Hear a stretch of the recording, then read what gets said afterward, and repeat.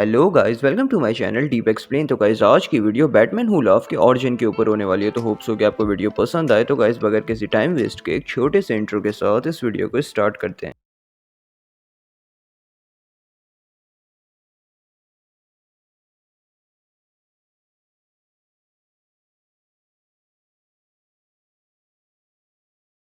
तो guys, Batman who love एक alternate timeline का बैटमैन जिसके पास जोकर जैसी हंसी और बैटमैन जैसा दिमाग है। तो आखिर क्या है इसका ओरिजिन, आइए जानते हैं। इस कहानी की शुरुआत अर्थ नेगेटिव 22 की गॉथम सिटी से होती है, जिस सिटी को जोकर ने बर्बाद कर दिया था। और ये सारी तबाही जोकर बैटमैन को उसकी आंखों से दिखा रहा था। और बैटमैन ये सब कुछ देखने के बाद भी कुछ नहीं कर सकता था, क्योंकि जोकर ने बैटमैन के अंदर एक ऐसा ड्रग इंजेक्ट किया था जिससे बैटमैन होश में तो था, लेकिन उसकी पूरी बॉडी पैरालाइज हो चुकी थी। इसके बाद जोकर बैटमैन को बताता है कि उसने कुछ ही देर पहले कमिश्नर गॉर्डन को एक दर्दनाक मौत दी है, क्योंकि उसने कमिश्नर गॉर्डन को एसिड में फेंक दिया था, जिसकी वजह से उसकी बॉडी धीरे धीरे गल गई थी। और ये सारी स्टोरी जोकर मजे ले लेकर बैटमैन को सुना रहा था। इसके बाद जोकर बैटमैन को क्राइम एली ले आता है और एक फैमिली दिखाता है जो वहां से गुजर रही थी। इस फैमिली में एक छोटी बच्ची भी थी और ये वही जगह थी जहाँ ब्रूस के पेरेंट्स का मर्डर हुआ था। अब इस फैमिली को देखने के बाद बैटमैन को अपने पेरेंट्स की याद आ जाती है, लेकिन जोकर उससे कहता है कि तुम टेंशन मत लो, क्योंकि आज मैं तुम्हारी मेमोरी दोबारा से रिफ्रेश करूंगा। इसके बाद जोकर उस छोटी बच्ची के पेरेंट्स को वहीं पर शूट कर देता है और उस छोटी बच्ची के पास चला जाता है और उससे कहता है कि तुम्हें घबराने की कोई जरूरत नहीं है। और फिर अगले ही पल वो उस छोटी बच्ची को अपनी लाफिंग गैस से इन्फेक्ट कर देता है, जिसकी वजह से वो छोटी बच्ची जोकर की तरह बन जाती है और जोर जोर से हंसने लगती है। अब ये सब कुछ देखने के बाद बैटमैन अपना कंट्रोल खो देता है। वो अपनी रस्सियों को तोड़ता है और सीधा जोकर पर अटैक कर देता है और जोकर को बहुत बुरी तरीके से मारता है। लेकिन इतनी ज्यादा मार खाने के बाद भी जोकर यही कहता है कि चाहे वो कुछ भी कर ले, बैटमैन उसे कभी भी जान से नहीं मारेगा और ये सब कुछ जिंदगी भर चलता रहेगा। अब ये सब कुछ सुनने के बाद बैटमैन जोकर की गर्दन तोड़ देता है, जिसकी वजह से जोकर की on the spot he death हो जाती है। लेकिन जोकर की डेथ के बाद उसकी बॉडी से उसी तरह का टॉक्सिन निकलने लगता है जो उसकी लाफिंग गैस में था। लेकिन बैटमैन इस चीज पर इतना ध्यान नहीं देता और जोकर की डेड बॉडी वहीं पर छोड़कर चला जाता है। इस इंसिडेंट के 2 दिन बाद सुपरमैन बैटमैन से मिलने आता है उसके बैट केव में, जहाँ बैटमैन उन लोगों को ठीक करने की कोशिश कर रहा था जो जोकर टॉक्सिन से इन्फेक्टेड थे। अब सुपरमैन बैटमैन से पूछता है कि क्या वो ठीक है, जिसके जवाब में बैटमैन कहता है कि ये काम मुझे बहुत पहले ही कर देना चाहिए था। ये सारे बच्चे जो आज जोकर टॉक्सिन से इन्फेक्टेड हैं, ये मेरी गलती की वजह से हैं। इसके बाद सुपरमैन कहता है कि उसने स्टार लैब्स में बात कर लिया और आज से ही उन सारे बच्चों का इलाज अर्कम असाइलम में शुरू हो जाएगा। और सुपरमैन उसे ये भी बताता है कि जोकर टॉक्सिन से इन्फेक्ट हुए एक बच्चे ने वहाँ के एक साइकोलॉजिस्ट पर अटैक कर दिया था, जिस पर बैटमैन जोर जोर से हंसता है। लेकिन फिर अगले ही पल बैटमैन सॉरी कहकर इस बात को यहीं पर खत्म करता है। अब सुपरमैन के जाने के बाद बैटमैन पूरी बैट फैमिली को बैट केव में बुलाता है और सबको बताता है कि जोकर को मारने के बाद उसकी बॉडी से एक टॉक्सिन रिलीज हुआ था जिससे वो इन्फेक्ट हो चुका है। इसे सुनने के बाद रॉबिन और नाइटविंग बैटमैन से कहते हैं कि अगर वो जोकर टॉक्सिन से इन्फेक्टेड है तो उसे घबराने की कोई जरूरत नहीं है, वो सब मिलकर इस टॉक्सिन का एंटीडोट ढूंढ लेंगे। इसके जवाब में बैटमैन कहता है कि उन सबको टॉक्सिन का क्योर ढूंढने की कोई जरूरत नहीं है, क्योंकि वो खुद इस चीज का क्योर ढूंढने में लगा है। वो सबको बताता है कि जब से वो इस चीज से इन्फेक्ट हुआ है तब से ये चीज उसके ब्रेन को रिवायर कर रही है। और शायद जोकर का हमेशा से यही प्लान था कि वो अपने पीछे एक ऐसा जोकर छोड़कर जाए जो इस पूरी दुनिया का सबसे खतरनाक जोकर बने। इसके बाद रॉबिन और बैटगर्ल उससे कहते हैं कि भले से वो उस चीज का क्योर ढूंढ रहा है, लेकिन फिर भी उसे किसी सेफ जगह पर रहना चाहिए जब तक उसे उस चीज का क्योर नहीं मिल जाता। इसके जवाब में बैटमैन कहता है कि वो कहीं नहीं जाएगा, क्योंकि उसने उन लोगों को इसीलिए यहाँ पर बुलाया है कि अगर उसके साथ कोई प्रॉब्लम आती है तो सबसे पहले उसकी बैट फैमिली उस प्रॉब्लम को देखे। जिसके अगले ही पल बैटमैन एक गन निकालता है और पूरी बैट फैमिली को वहीं शूट कर देता है। जिसके बाद वो जस्टिस लीग के वॉच टावर पर अटैक करता है और पूरी की पूरी जस्टिस लीग को वहीं मौत के घाट उतार देता है। लेकिन सुपरमैन इस अटैक से बच जाता है, लेकिन वो बहुत ज्यादा सीरियसली इंजर्ड हो जाता है। अब सुपरमैन बैटमैन से सवाल करता है कि आखिर ये सब कुछ वो क्यों कर रहा है। इसके जवाब में बैटमैन कहता है कि उसने ये सब कुछ सिर्फ इसीलिए किया क्योंकि वो ये सब कुछ करना चाहता था और अब से वो कभी भी होल्ड बैक नहीं करेगा। और क्या उसे पता है कि उसे कितने सारे तरीके पता है उन सभी को मारने के। और वो कहता है कि ये सोचकर उसे दुख होता है कि वो उन सभी को सिर्फ एक ही बार मार सकता है। जिसके बाद वो सुपरमैन से कहता है कि मेरे पास तुम्हारे लिए कुछ स्पेशल है क्लार्क। और बैटमैन ये कहते ही लुइस लेन और उसके बेटे को उसके सामने ले आता है और उससे कहता है कि कहो क्लार्क अपनी बीवी और बच्चे से कि एंड में सब कुछ ठीक हो जाएगा और सच्चाई की जीत होगी। लेकिन सुपरमैन ये कहने से साफ इनकार कर देता है, ये कहते हुए कि वो अपने बेटे से झूठ नहीं बोलेगा। इसके बाद बैटमैन उसके सामने अपने रॉबिन्स को खड़ा कर देता है, जिसमें से एक रॉबिन बैटमैन का बेटा डेमियन था, जो बैटमैन से सुपरमैन की फैमिली पर अटैक करने के लिए कहता है। लेकिन बैटमैन उसे रोक देता है और अपनी यूटिलिटी बेल्ट में से एक ब्लैक क्रिप्टोनाइट निकालता है और सुपरमैन से कहता है कि इसकी टेस्टिंग मैंने सुपरगर्ल पर करी थी, जिसने इसके कांटेक्ट में आने के बाद पहले अपनी फैमिली को मारा और फिर अपने आप को। लेकिन मैं देखना चाहता हूँ कि इस चीज का तुम पर क्या असर पड़ता है। इसके बाद बैटमैन उस ब्लैक क्रिप्टोनाइट के टुकड़े को सुपरमैन की तरफ थ्रो कर देता है, जिसकी वजह से सुपरमैन अपने हाथों से अपनी फैमिली को खत्म कर देता है। इसके बाद Bruce Wayne Batman who love बन जाता है और यहीं पर खत्म होती है बैटमैन हू लव की की ओरिजिन स्टोरी। तो गाइस यहीं पे वीडियो खत्म होती है। आई होप आपको ये वीडियो पसंद आए। अगर वीडियो पसंद आए तो लाइक शेयर और सब्सक्राइब करना ना भूलें। और गाइस अब मिलते हैं हम नेक्स्ट वीडियो में, तब तक के लिए गुड बाय।